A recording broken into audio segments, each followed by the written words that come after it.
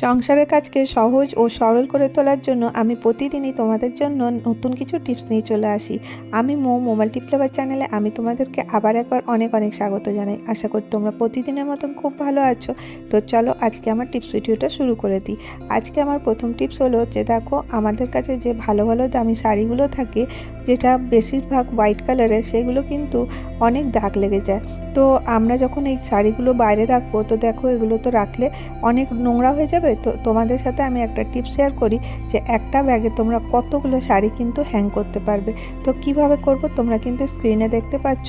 আমি একটা বড় ক্যারি ব্যাগ নিয়ে নিয়েছি। এই ক্যারি ব্যাগটা এইভাবে ধরে নিচ্ছি। তারপরে দেখো তোমরা স্ক্রিনে দেখতে পাচ্ছ আমি কিভাবে ধরেছি। তারপরে একদম পেছন দিকটা এইভাবে ধরে আমি একটা ছোট্ট কাট দেব।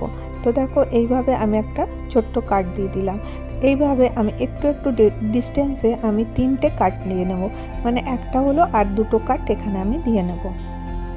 তো দেখো বাড়িতে থাকা জিনিস দিয়ে কিন্তু আমরা দারুণ অর্গানাইজার রেডি করতে পারি। এরপরে দেখো আমি একটা একটা হ্যাঙ্গার এইভাবে ধরে এইভাবে আমি ব্যাগের ভেতর থেকে বার করে দিচ্ছি। তো এর মধ্যে আমি 3টের থেকে বেশি শাড়ি রাখতে পারি। আমি তোমাদেরকে 3টে শাড়ি রেখেই দেখাচ্ছি। এভাবে যদি আমরা এই হ্যাঙ্গারে শাড়ি নিয়ে যদি কোথাও টাঙিয়ে রাখি, দেখবে এতে কোনো ধুলোও পড়ছে না।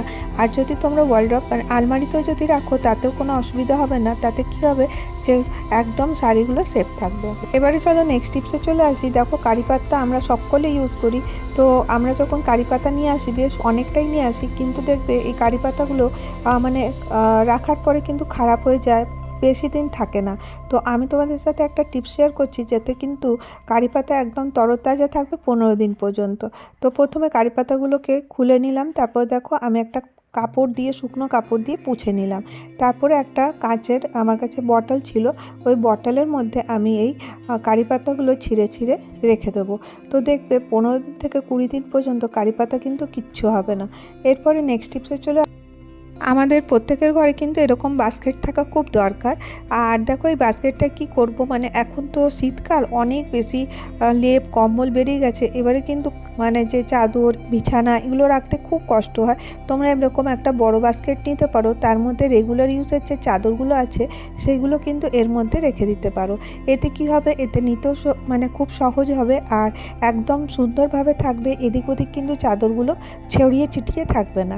আর ছোট্ট বেডরুমকে দেখো খুব সুন্দর করে এটাকে আমি কভার করে দেবো। আর তারপরে মানে এই বাস্কেটটা রুমের মধ্যে রাখলে তোমরা ভাবতে পারো যে দেখতে খারাপ লাগবে। তাই জন্য দেখো আমি কি করছি, প্রথমে এই বাস্কেটটার পাশে একটা আর্টিফিশিয়াল গাছ রেখে দিয়েছি। তারপরে দেখো আমি একটা কভার দিয়ে দিলাম, আর তার উপরে আমি একটা বুদ্ধর একটা ছবি রেখে দিচ্ছি। আর তারপরে ওই যে মিরর পেন্টিংয়ের একটা মিররটা আমি রেখে দিলাম। তারপরে দেখো এইভাবে আমি একটু ছোট্ট করে একটা কর্নারটা সাজিয়ে নিলাম। মানে ছোট্ট ছোট্ট জিনিস দিয়েও কিন্তু আমরা নিজেদের বেডরুমটা সাজিয়ে নিতে পারি। এটা তোমরা ফলো করতে পারো। নিজের বাড়ির কোনো একটা কোণা কিন্তু এইভাবে যদি ডেকোরেট করো, তো দেখতে বেশ ভালো লাগবে। তো দেখো আমি ওই গাছটা সরিয়ে দিলাম। এবারে আমি অরিজিনাল গাছটা নিয়ে এসেছি। এই পামটিটা এখানে রেখে কিন্তু বেশ ভালো লাগছে। তো দেখো একদম একটা ছোট্ট কর্নার, এই টিপসটা ফলো করে তোমরা নিজের বাড়ির যে কর্নার পজিশনটা আছে সেটা কিন্তু খুব ইজিলি সাজিয়ে নিতে পারো। এতে দেখতে কিন্তু খুব ভালো লাগবে আর কোনো খরচাই না। বলো এতে কোনো খরচা লাগলো কি?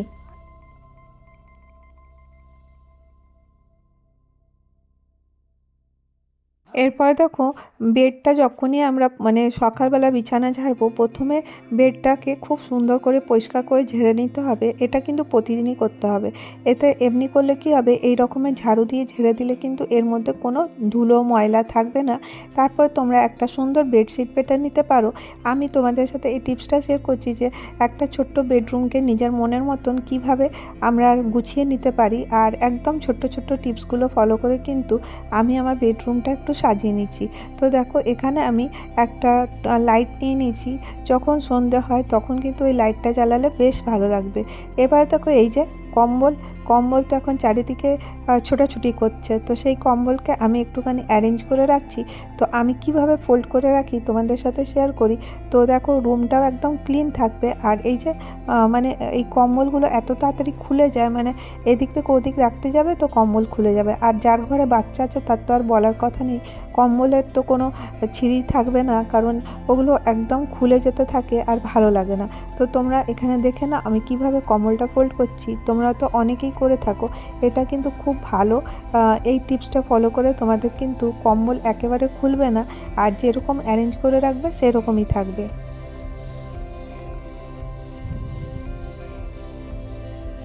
দেখো এইভাবে দুদিক থেকে ফোল্ড করে নিলাম। এরপরে দেখো আমি কি করব, এটাকে একটা পকেটের মতন করে দেবো। তাহলে পরে কি হবে, এই কম্বলটা একদমই মানে যতই তো আমরা এদিক ওদিক করি দেখবে কম্বল আর খুলছে না। জাস্ট এইভাবে দিয়ে তারপর দেখো রেখে দিলে কিন্তু কম্বল একদম সুন্দরভাবে থাকবে। এরপরে দেখো আমি এই পাশে থেকে এই মুখটা যে হলো এটাকে আমি এর ভেতরে ঢুকিয়ে দেবো। জাস্ট এইভাবে দেখো তোমরা স্ক্রিনে দেখতে পাচ্ছ। তো কম্বলটা দেখো কি সুন্দর প্যাক হয়ে গেল। তো দেখতেও ভালো লাগছে আর এটা রাখলেও কিন্তু বেশ ভালো লাগবে। এই দেখো দুটো ব্ল্যাঙ্কেট আমি সুন্দর করে ফোল্ড করে দিয়েছি। দেখো এতে জায়গাও কম লাগছে। এবার আরেকটা টিপস তোমাদের সাথে শেয়ার করি। তো দেখো আমাদের যে সোফার কভারগুলো আছে ওগুলো আমরা যদি কিছুদিন পর পর একটু চেঞ্জ করে দিই তাহলে কিন্তু বাড়ির লুকটা একদম সুন্দর হয়ে যাবে। মনে হবে যেন একদম আলাদা লুক, কারণ আমরা নিজেদের ফার্নিচারগুলো তো আর চেঞ্জ করতে পারবো না। সেই জন্য আরেকটু সুন্দর করার জন্য এই পিলো কভারগুলো, একটুখানি কুশনগুলো একটুখানি অন্য অন্য রকমের দিলে কিন্তু দেখতে ভালো লাগবে। আর দেখো ফাইনাল লুকটা আমি তোমাদের সাথে শেয়ার করছি। আমি পুরো কমপ্লিট করে নিয়েছি, তারপর তোমাদেরকে দেখিয়ে দিই ফাইনাল লুক কেমন লাগছে। তো দেখো একদম সিম্পল আমার একটা বেডরুম, ওটাকে আমি এইভাবে ডেকোর করে নিলাম। তো তোমাদেরকে কোন পার্টটা সবথেকে বেশি ভালো লাগলো তোমরা আমাকে জানিও। আর এখন আমি বলবো, যদি তোমাদেরকে আমার এই ভিডিওটা ভালো লেগে থাকে তো তাহলে পরে একটা করে লাইক করে দিও। আর যদি অনেক ভালো লেগে থাকে তাহলে আমার চ্যানেলটাকে সাবস্ক্রাইব করে পাশে থেকে যাও। তো দেখো সিম্পল বেডরুম আমি কিভাবে সাজিয়ে নিলাম। আর অবশ্যই একটা ডোরম্যাট যেটা আছে বেডের সামনে দেবে, এতে কি হবে পাটা পুছে উপরে ওঠা যাবে। তো এইরকমভাবে যদি আমরা এইভাবে সাজিয়ে দিই দেখবে অনেকই সুন্দর লাগবে। তো দেখো কর্নার পজিশনটা কেমন লাগছে। তো আশা করব আজকের ভিডিওটা তোমাদের ভালো লেগে থাকবে। আর আবার তোমাদের সুস্থতা এবং দীর্ঘায়ু কামনা করে আজকে আমার ভিডিওটা এখানেই শেষ করব। আবার দেখা হবে নেক্সট ভিডিওতে। তোমরা ভালো থেকো, সুস্থ থেকো। Bye bye.